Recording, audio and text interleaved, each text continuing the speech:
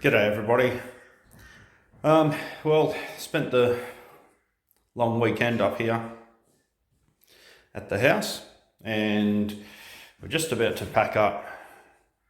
I'm going to do a little video now on what we've achieved this weekend, which wasn't as much as we wanted to because we have to do a lot of driving up here to go to and from places. Yeah, one direction we've got Home Hardware, but if we want to go to Bunnings, Total Tools, Mitre 10 or any of the bigger shops that have got more stuff, we've got to go for the north side of Rockhampton, which is about, without traffic, an hour and 15, maybe an hour and a half with some traffic. So, yeah.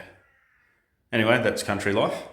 But anyway, I will show you what we've done and what needs to be done, some of the problems that arose, and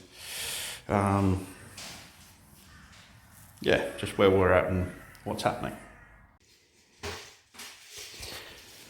Righto, so in the lounge room, we've ended up ripping out 9 floorboards wide, and that is going to continue into the main bedroom over there.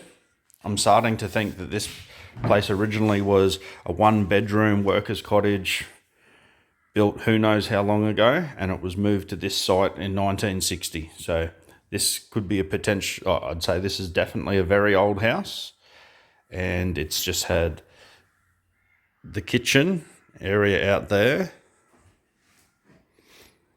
and this front sunroom. They've been added on. You can see the different types of flooring. It's got the narrow hardwood front and back, and this is the original old hoop pine tongue and groove. Not sure what the imperial measurements were, but the metric is 140 by 21 tongue and groove hoop pine. So what we've got here is cypress pine, and it's 133 by 20, I believe it is, and it does marry in, but they just didn't have enough material there, so we've got to go back to the drawing boards. And as you, for any of those with a sharp eye, this center section of the house where this joist is here, we got posts running along this joist as well. So there's a bearer going this way, joist running that way, and pretty much where I am here, there's a post, another post over here, another one behind me. For whatever reason, whether that side of the house is sunk or I'm not sure, well, it's strange because that side of the house must have shrunk as well, or they just stuffed up the heights here. But it's way higher, and I don't know if you can really tell how much fall there is. I think you should be able to see the fall. And when you come up here and follow this plank, look how much higher it is than the one next to it, and then vice versa. If you go from this wall over here and follow these planks up,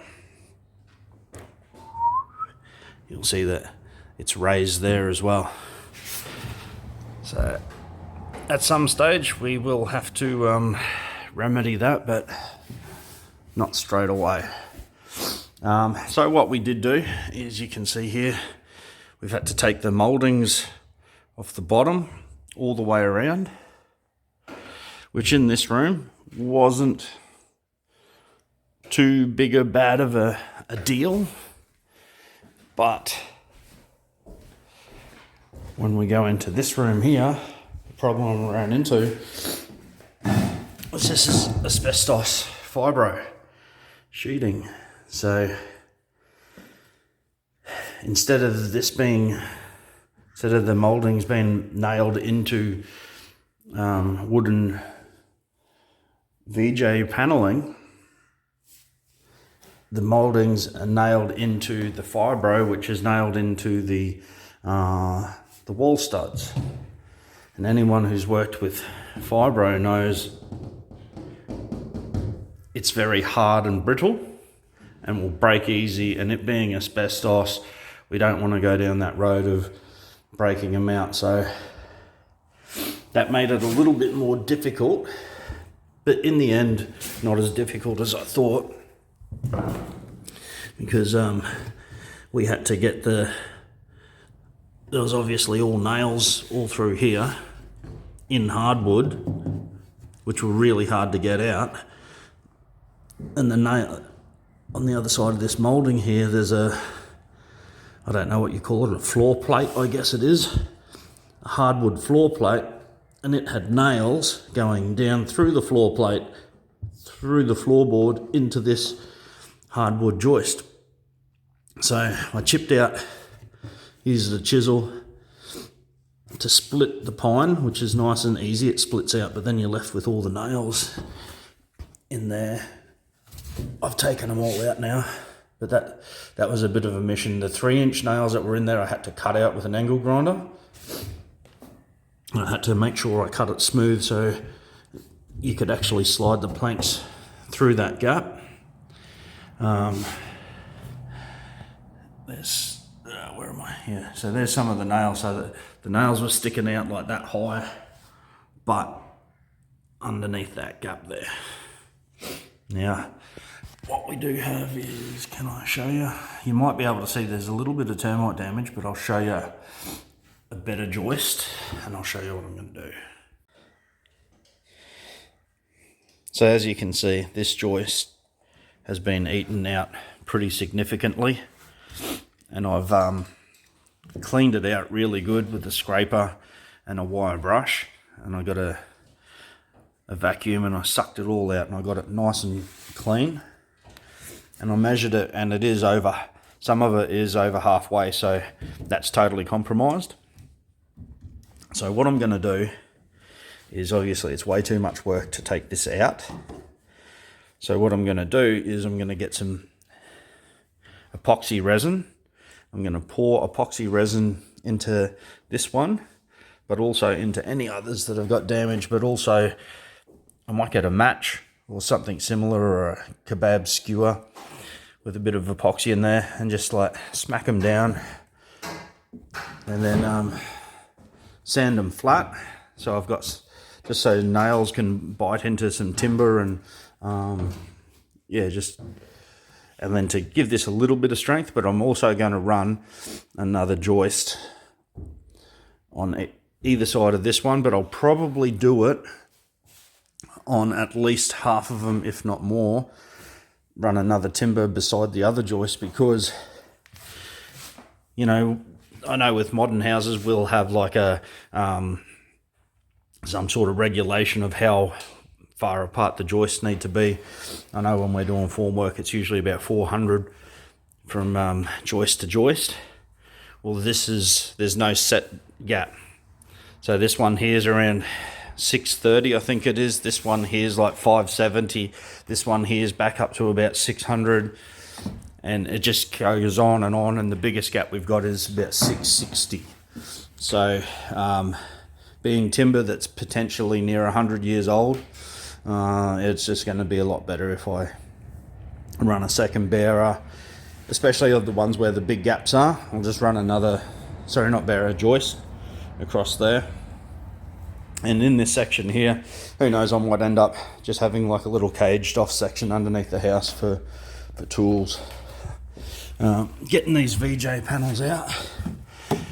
Another little issue is these have been nailed from the outside going this way into